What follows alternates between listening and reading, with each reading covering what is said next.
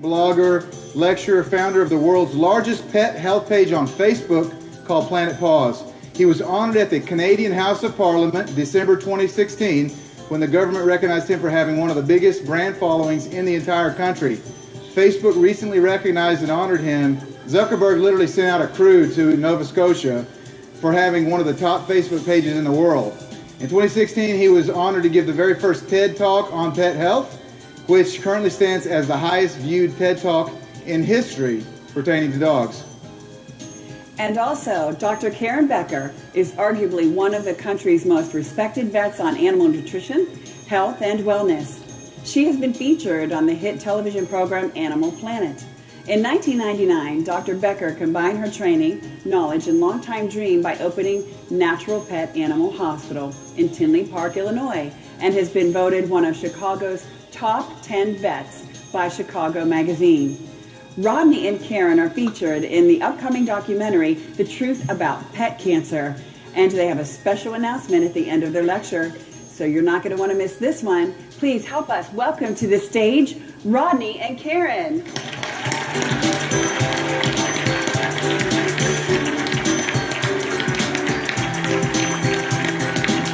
All right.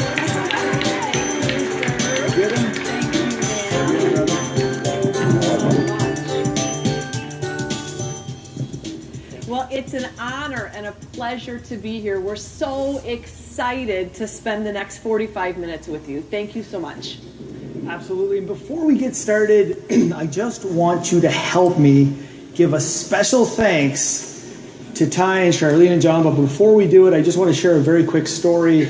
My family are here today to watch me. My mother and father are hard, blue-collared people from Canada, literally like 40 years without a vacation, and they've never seen me speak. And when I told this story to Ty and The Truth About Cancer, they immediately put my mother and father on a plane and flew them down here to make me watch my very first session.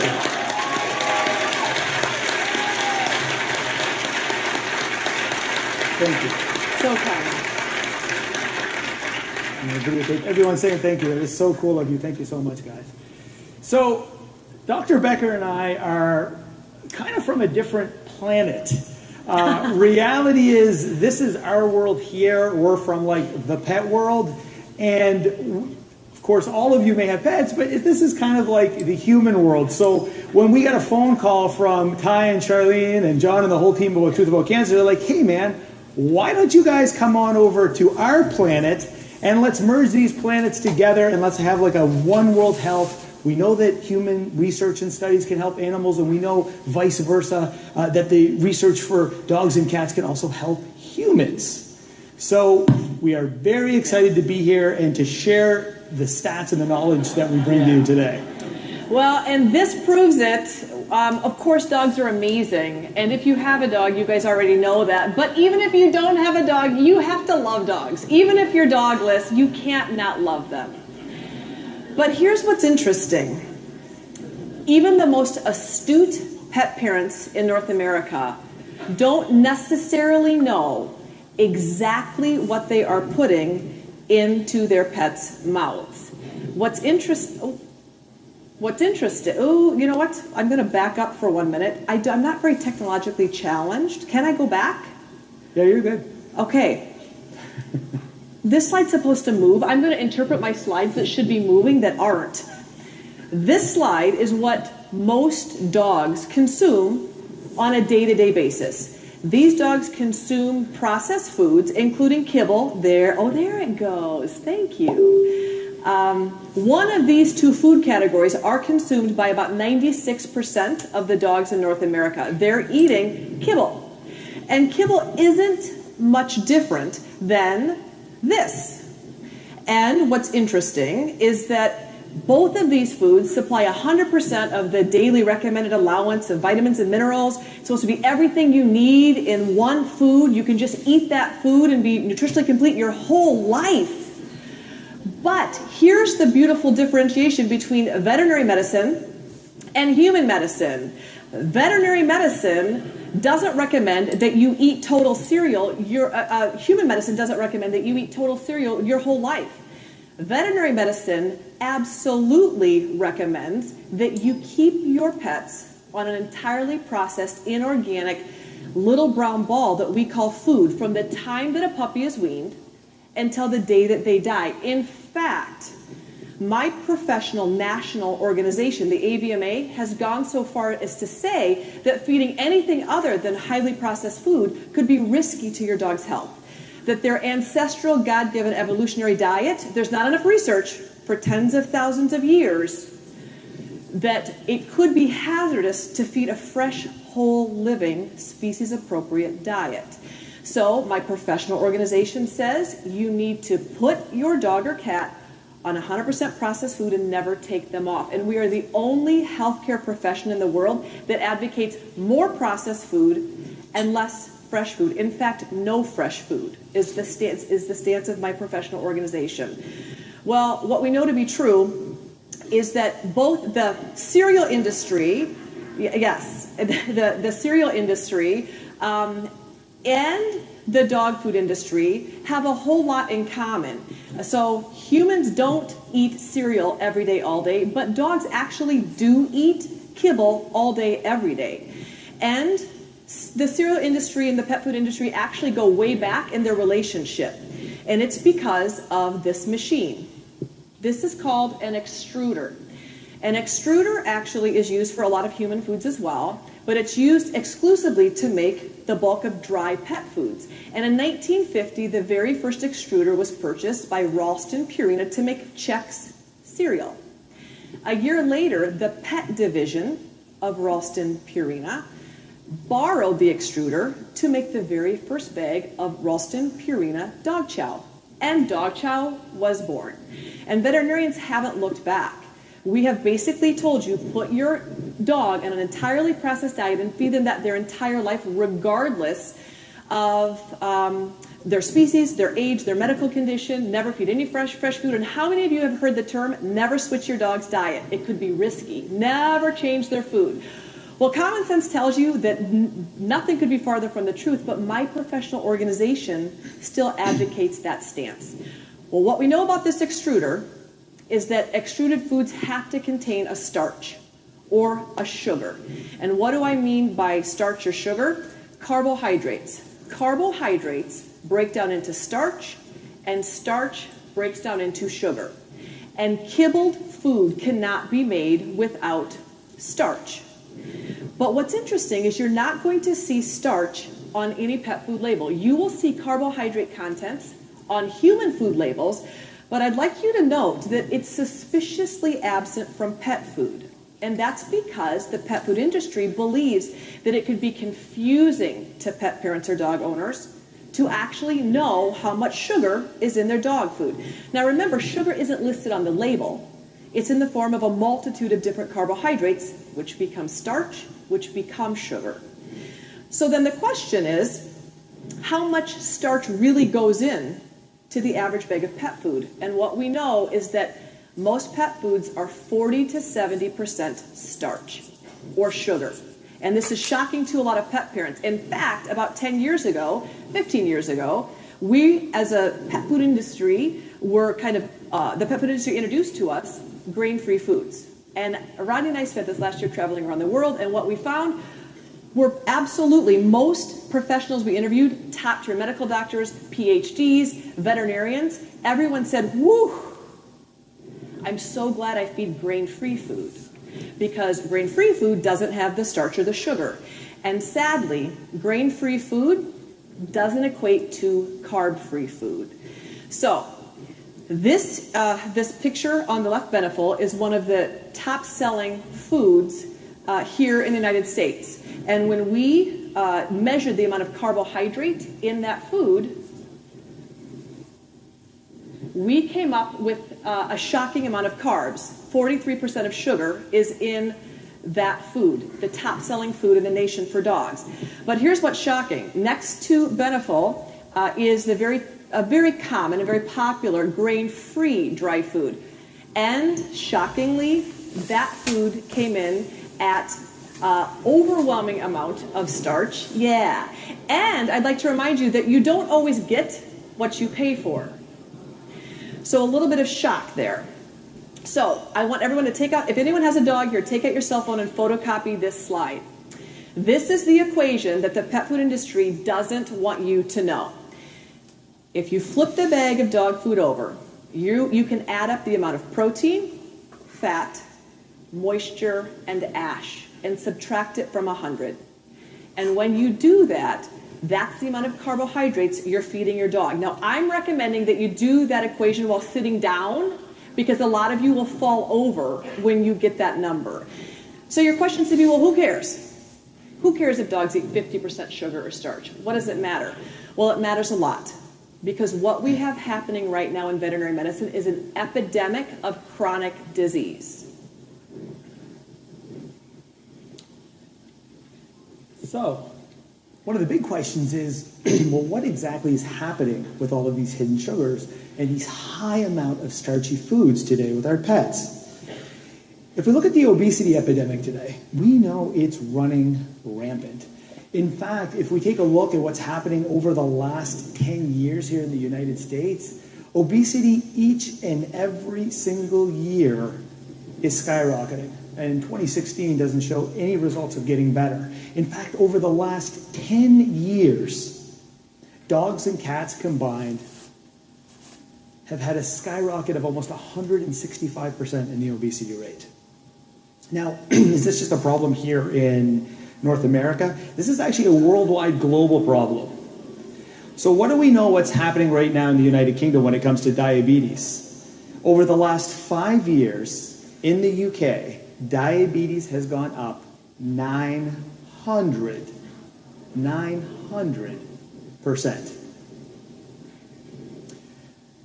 This is the love of my life and my first dog, Sammy.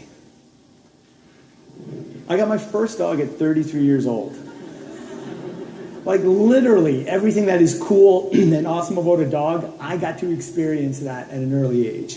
And I wanted this dog to be with me for all of my life. So I have a huge fascination to longevity when it comes to longevity. Ask anybody. I travel the world talking to people with the oldest lived pets on the planet. I want to know who the oldest lived pets are, and I'm going to smash that record to have my dogs with me forever. So we're told today by the industry, of course, that our pets are living longer. They're healthier, they're doing very well, and everything is terrific and great.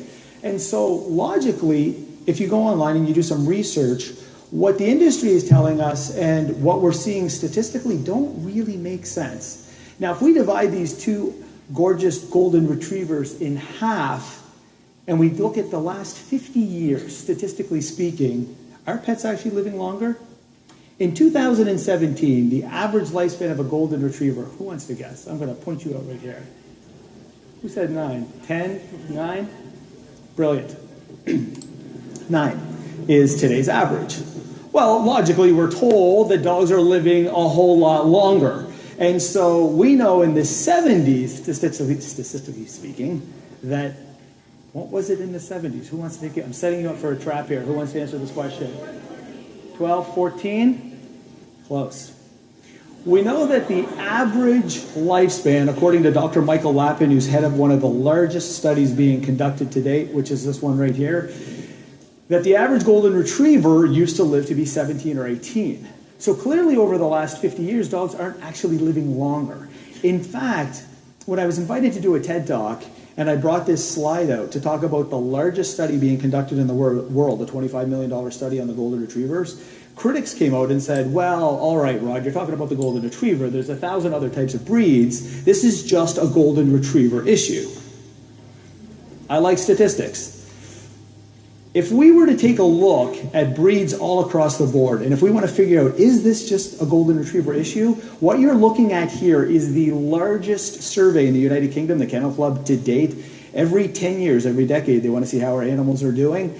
Look at all the breeds on the bottom, the most popular breeds here. In 2004, when they wanted to figure out what the average lifespan of dogs were, there it is. Right there, right across the board. There are your averages.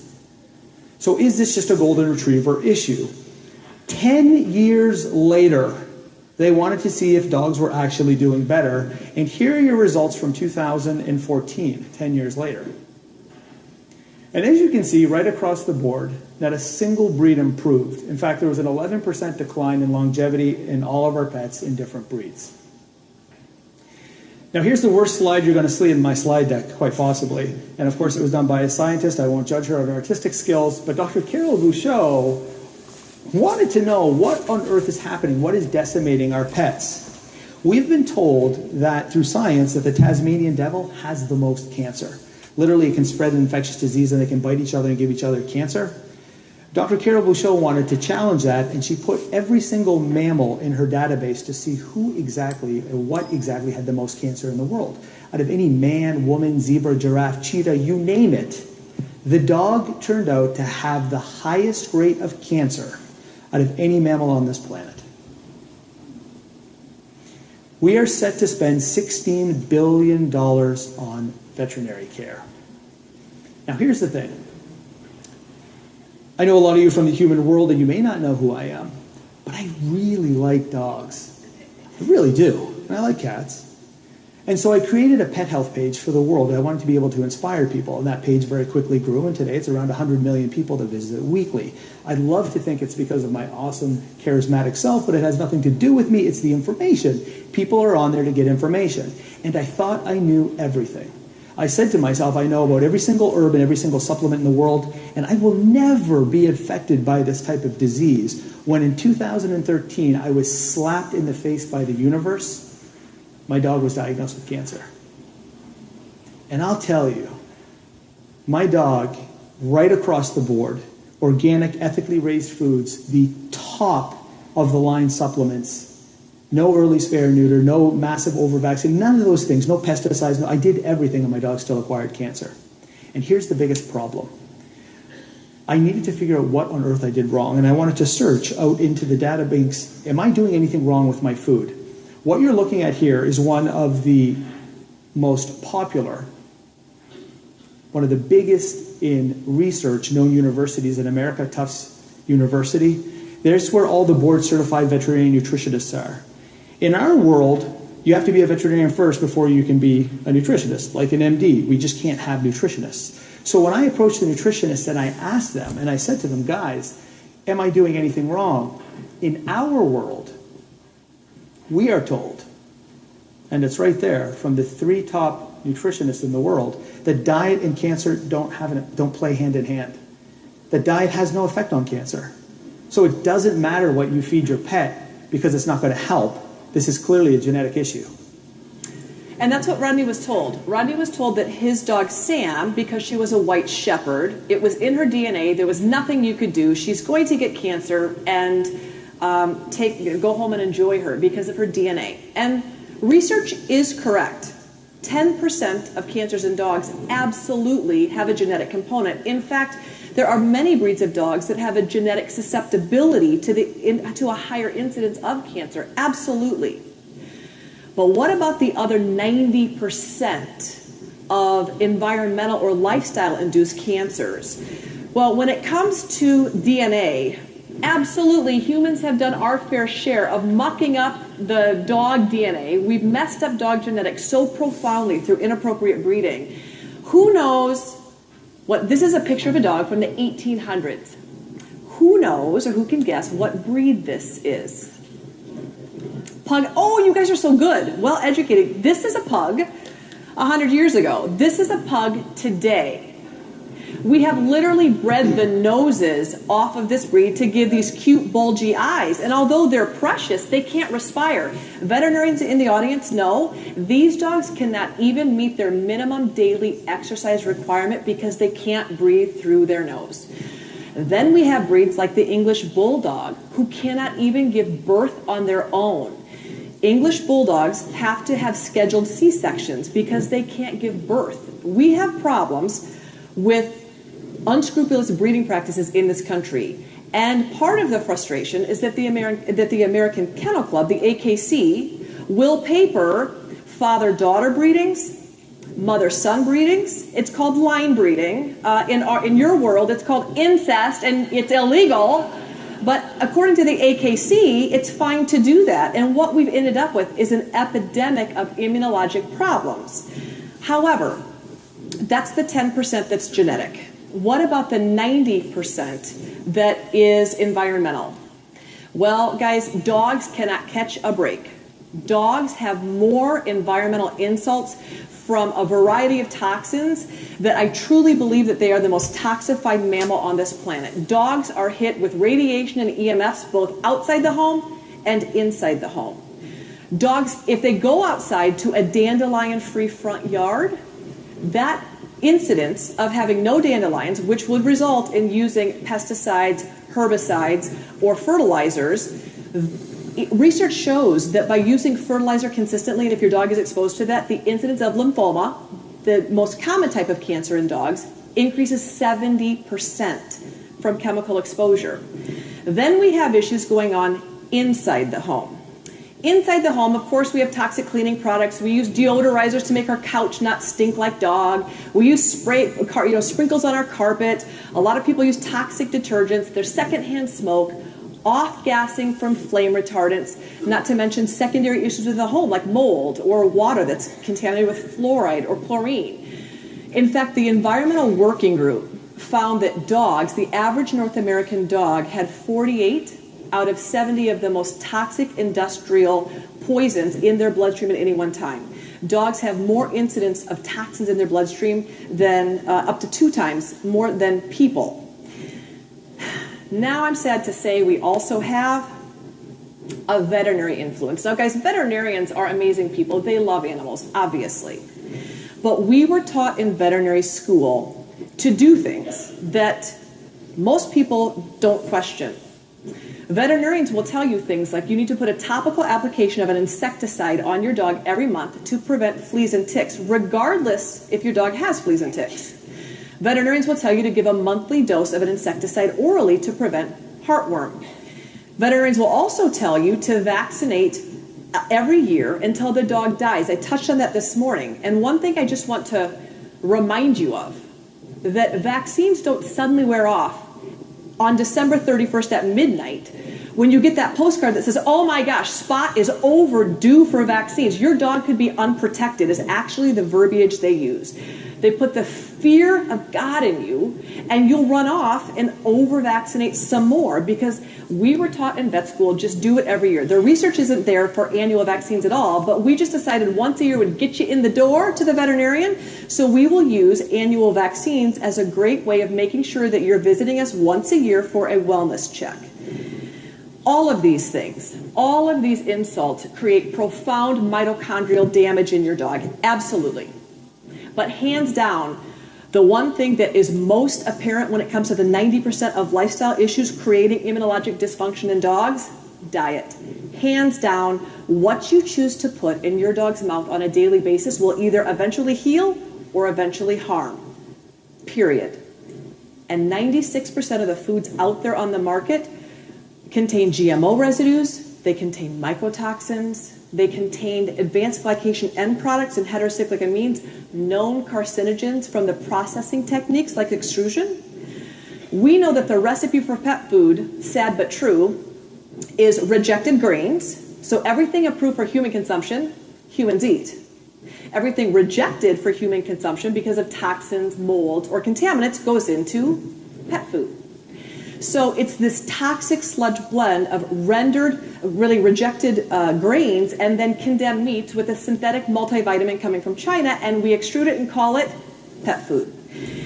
But all of these toxins are only half of the issue. The other half of the problem, the other half of this equation, is that veterinarians don't recognize and haven't communicated to you that dogs don't even have a carbohydrate requirement. They don't need any carbs to be healthy. Dogs can efficiently and healthfully fuel themselves with never consuming an ounce of carbohydrate. So then the question becomes, if dogs don't have a carb requirement, and if we're feeding 70% carbohydrate requirements, what's going to happen? Well, nutritionist PhD Dr. Richard Patton really was the foundation of this graph. His information is wonderful, and what he has told us as veterinarians is that the ancestral diet of a dog is under 10% carbohydrate, right around 5 actually on average. And the average bag of kibble is 50%, but upwards to 70% starch. And that will raise havoc on your pet's immune system in some way, shape, or form. So I tried absolutely everything. Literally, you name it, every single type of supplement that there was out there. I went to artemisinin, I went to apricot seed, I did turmeric, I did mushrooms, I went to every type of turkey tail and chaga you could possibly imagine, every type of probiotic and enzyme, and I couldn't stop the cancer growing in my dog. In fact, it was growing so fast I had to get it cut out, and then when I got it cut out, it just grew back 2 months later. It felt like everything was crashing down. I was told to go home and enjoy the quality of life with my dog. And that was it. You really weren't going to do very much more than that. And that was until I received a phone call one day from this Norwegian scientist. And he called me on the phone. He said, "Oh, I love your blogs. I love everything you do. And I heard about your dog and I heard what's going on. Have you heard about this place called Keto Pet?" Keto Pet, he told me, was a groundbreaking sanctuary in the middle of nowhere where these group of people were going to shelters and taking dogs with like stage 4 cancer, terminal cancer, the most aggressive cancers, these dogs with only a short period of time to live, and they were reversing these cancers and halting these cancers in dogs and then adopting them back out. And I thought this was crazy. And I said, "What are you talking about?" So I had to get on a plane. I had to validate what was going on. Keto Pet has the world's top metabolic doctors, veterinary oncologists, one of the only PET scans for pets in America. And they were validating very quietly by manipulating macronutrients. Take a look at this PET scan. In 56 days, they were able to abolish 2 tumors in a dog. They were manipulating macronutrients. Now, they were using other non-toxic therapies. They had hyperbaric. These dogs were calorically restricted. They had rigorous exercise. They did sometimes small doses of standard of care if they had to. But primarily, they were manipulating the way that we eat, and these dogs eat to reverse these cancers.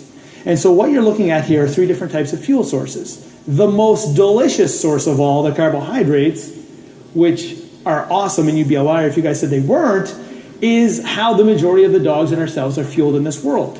But however, Keto Pets was using a different fuel source to fuel their dogs.